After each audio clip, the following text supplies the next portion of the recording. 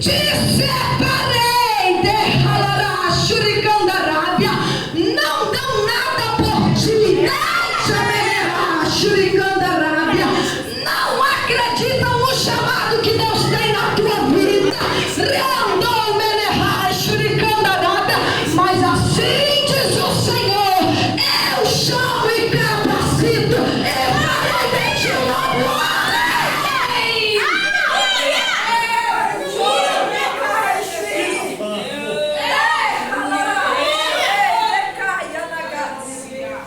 Deus está neste lugar.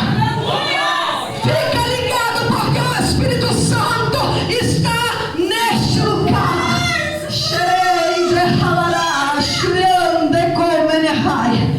Nós estamos numa campanha profética.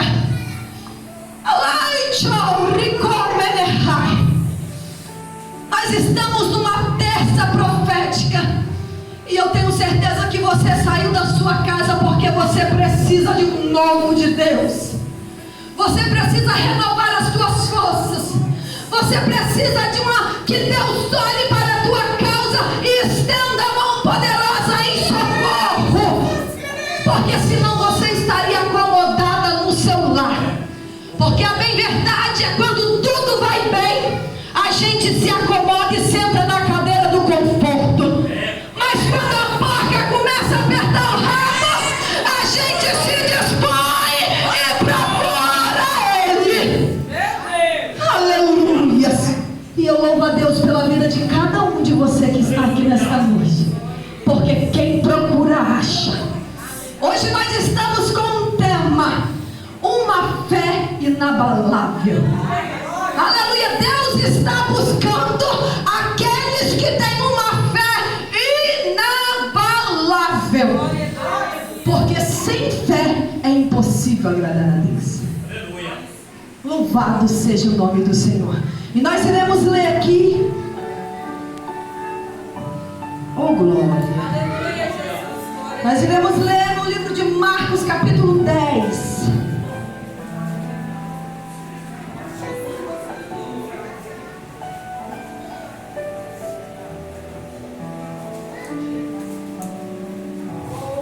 Marcos, capítulo 10, versículo 47. Que depois você possa meditar em toda essa passagem, porque ela é maravilhosa. Mas nós iremos ler o versículo 47. Aleluias, louvado seja Deus. Que diz o seguinte: e ouvindo que era Jesus de Nazaré, começou a clamar e a dizer, fale comigo: Jesus, filho de Davi, tem misericórdia de mim. Mais uma vez: Jesus, filho de Davi, tem misericórdia de mim. Aleluia. Senta dando glória. Aleluia. Louvado seja o nome do Senhor. Espírito Santo. Aleluia. Quando eu recebi o convite para estar aqui, eu falei: Jesus, Tu és o médico dos médicos. Eu não sei o que falar, mas Tu sabe o remédio que aquela igreja precisa. E então Jesus me levava até o cego de Jericó. E Jesus palestrava ao meu coração acerca de uma fé inabalável. Porque este homem não se deixou abalar pelas circunstâncias e pela adversidade. Porque ele cria em Jesus. Ele conhecia Jesus. E a Bíblia diz que este homem era cego. E que ele era filho de Timeu. E as pessoas conheciam ele como Bartimeu. A Bíblia não relata o seu nome de nascença, mas que ele era conhecido como Bartimeu. E este homem, além de ser cego, ele era mendigo. Ele era mendigo porque naquela época quem tinha uma doença como a deste homem, de cegueira ou impossibilitasse de andar, a pessoa se tornava mendigo e ela vivia de esmolas. E diz a palavra do Senhor que agora Jesus, saindo da cidade de Jericó, indo para a cidade de Jerusalém, que era cerca de uns 25 quilômetros de distância, uma boa caminhada de no mínimo 5 horas. Quando Jesus está saindo de Jericó, com uma grande multidão, ele escuta um grito, ele escuta um clamor,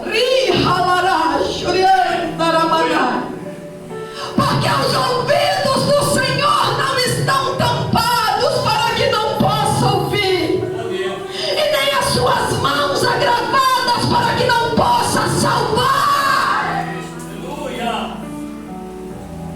E aquele clamor, ele para Jesus.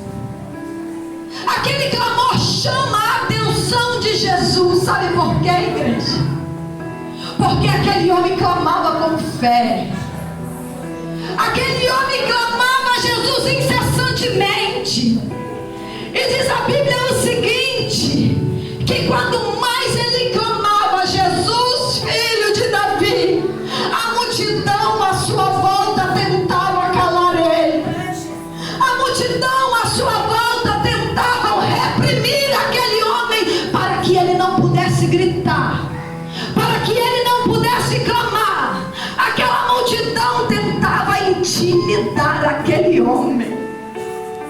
Mas o mais lindo dessa história, e eu não vou tomar o seu tempo, mas eu vou falar aquilo que Deus mandar.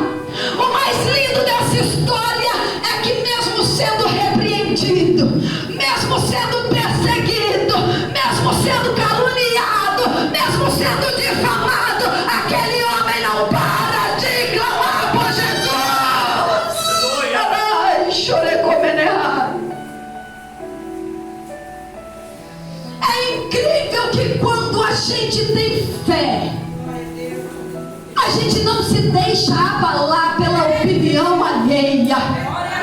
É incrível que quando a gente tem fé, maldição contrária não nos alcança. É incrível que quando a gente tem fé, a adversidade e a língua grande só serve de combustível pra gente clamar, pra gente clamar, pra gente gritar, pra gente chamar Jesus, filho de Davi, tem compaixão.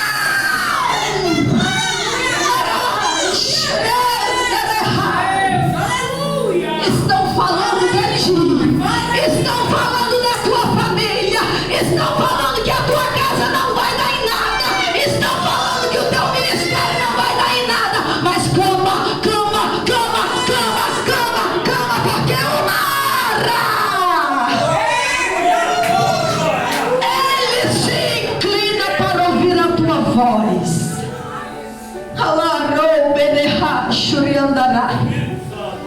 E é incrível como aquele homem, sem conseguir enxergar, ele está gritando: Jesus, filho de Davi, tem misericórdia de mim. E a multidão está assim: cala a boca, cego, cala a boca, miserável, cala a boca, desprezível. Ele não vai te ouvir, ele não vai te escutar. Quem é você na fila do pão?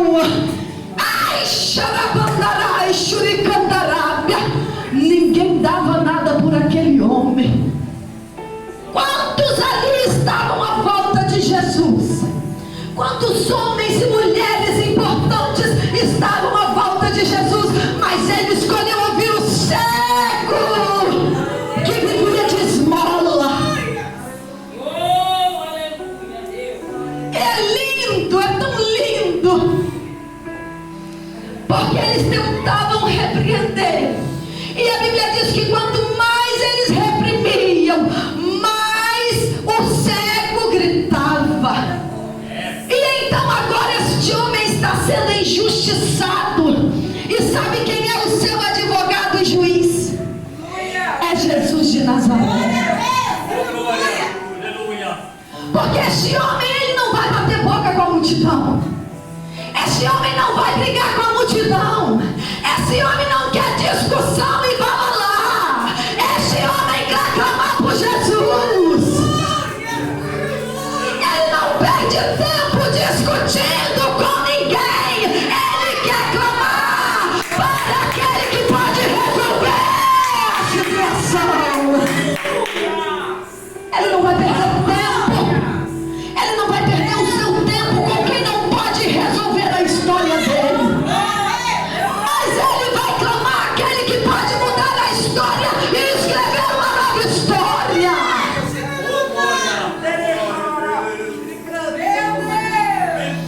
E diz a Bíblia que muitos repreendiam e ele mais gritava. E então, quando Jesus vê essa cena, Jesus agora intercede por este homem, porque quando você deixa Deus pelejar por você, Ele peleja. Mas quando você quer pelejar com seus próprios braços, o Senhor não faz nada. E então Jesus agora peleja por este homem. Ei, manda chamar ele aqui, porque eu ouvi a voz dele. E é lindo, porque quando este homem chama Jesus, filho de Davi, tem misericórdia de mim. Ele não só clama por um profeta, ele não só clama por um grande homem que faz milagres, mas ele está declarando: ei, este é o filho de Davi, este é o Messias esperado, este é o filho de Deus, este é aquele que veio para salvar, para livrar, para batizar e levar para o céu.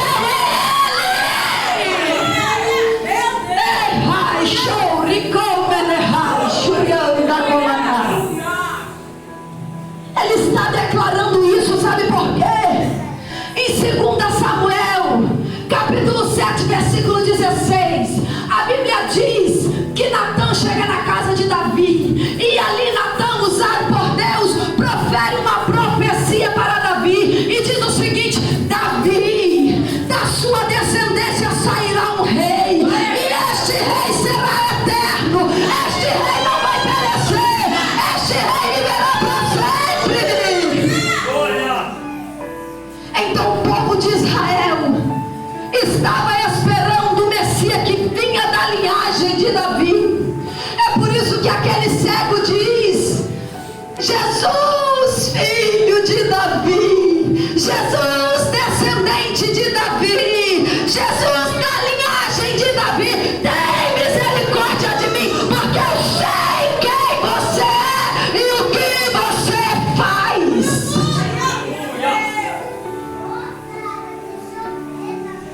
Então diz a palavra de Deus que quando este homem chega, quando este homem ouve o chamado de Jesus, ele joga a capa fora.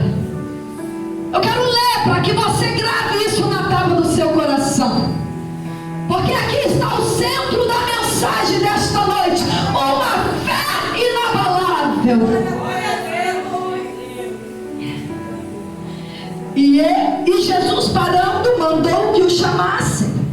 Então chamaram o cego, dizendo-lhe: tem bom ânimo, levanta-te, que ele te chama. E ele, lançando de si a sua capa, levantou-se e foi ter com Jesus. Pode ser que você não entenda a grandeza desse gesto, porque aquela capa era tudo que aquele cego tinha.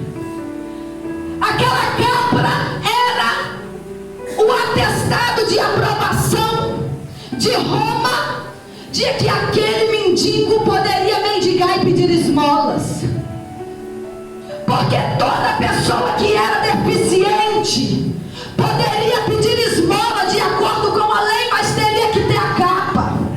A capa era uma autorização para o mendigo poder estar com a lei para poder pedir esmola. E naquela capa vinha escrito que ele poderia pedir esmola, que ele era mendigo. Então, para ele ter essa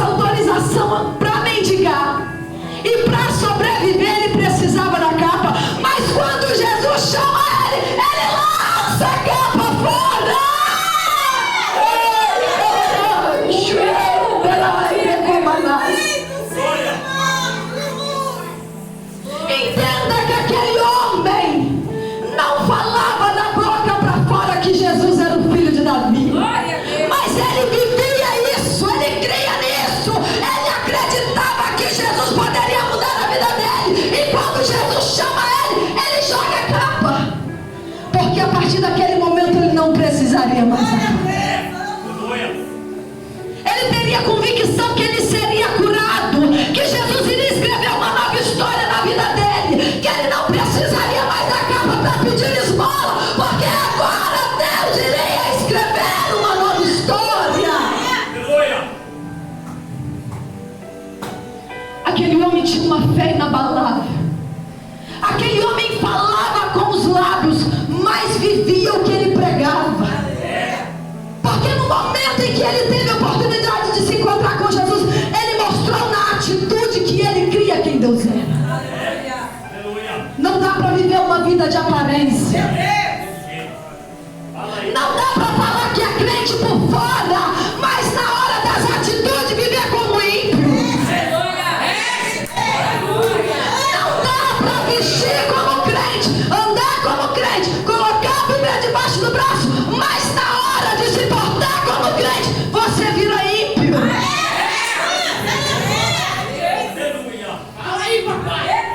Precisamos viver como crente. A reforma precisa ser interna e externa. Reforma externa sem a reforma interna não adianta de nada. Assim como a reforma interna sem a externa também não resolve. Tem que andar junto. Aleluia. E aquele homem provou com as suas atitudes que Jesus era o Filho de Deus, e que ele sabia que quando Jesus entrasse na vida dele, nunca mais ele seria o mesmo, e nunca mais ele iria mendigar. Perceba o que Deus está falando conosco nesta noite. É necessário ter uma fé como a fé do cego de Jericó. A fé que você fala com os lábios, mas prova com atitudes. A fé que você fala com os lábios, mas quando você se porta diante de uma situação, você dá o testemunho que é filho de Deus. Fica de pé nessa noite. Sem fé é impossível agradar a Deus. E Jesus está falando comigo e contigo nesta noite que a fé é o firme fundamento das coisas que a gente não vê, mas que a gente espera. Ei, você não está vendo o seu milagre, mas você tem certeza que ele vai chegar. Você não está enxergando o teu milagre, mas você tem convicção que Jesus já entregou nas tuas mãos. Você não vai sair daqui abatido, mas hoje você vai sair desta casa como Ana, porque Ana estava chorando. Ana não comia, só chorava, mas quando o profeta se encontra com ela e fala com ela que Deus ouça a sua petição, a Bíblia diz que ela já sai dali com alto semblante e vai comer, porque ela creu.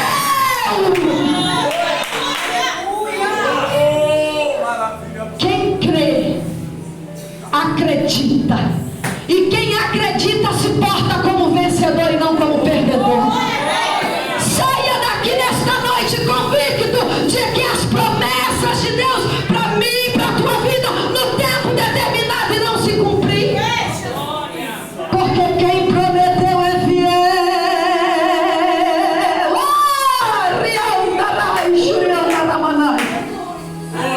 Ele é fiel para cumprir.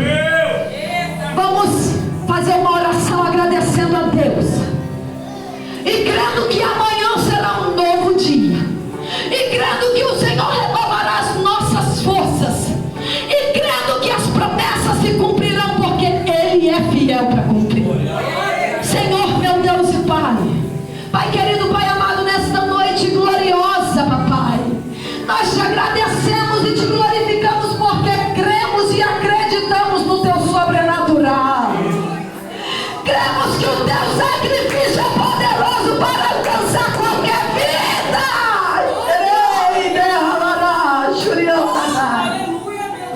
Nos alegramos, Pai, porque cremos em Ti e que o Senhor é poderoso para fazer infinitamente mais por nós.